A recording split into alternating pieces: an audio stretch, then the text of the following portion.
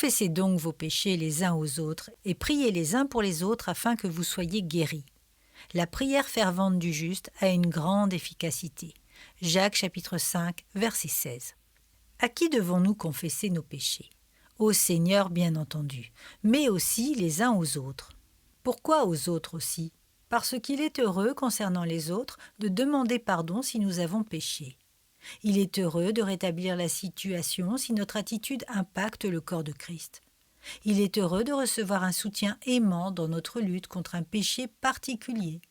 Il est heureux d'être rassuré face au pardon de Dieu si nous doutons. Enfin, il est heureux d'être en communion fraternelle pour combattre l'ennemi de nos âmes. Ce comportement mène à la guérison de notre âme, à la réconciliation, la libération et la paix avec le Seigneur, avec nous-mêmes et avec les autres. Puis il nous est demandé de prier les uns pour les autres afin d'être guéris.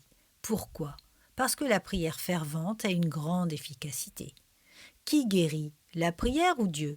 Dieu, bien entendu, mais il est plus qu'important de prier avec ferveur, c'est-à-dire avec votre cœur, agenouillé devant sa face, implorant sa volonté pour qu'il écoute et agisse.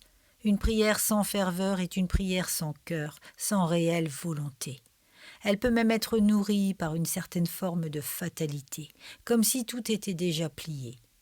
Mes amis, la prière est d'une grande efficacité.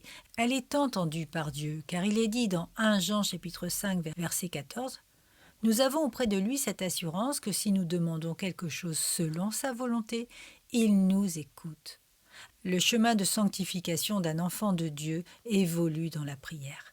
Il transmet de plus en plus de ferveur plutôt que de la pudeur et de la retenue.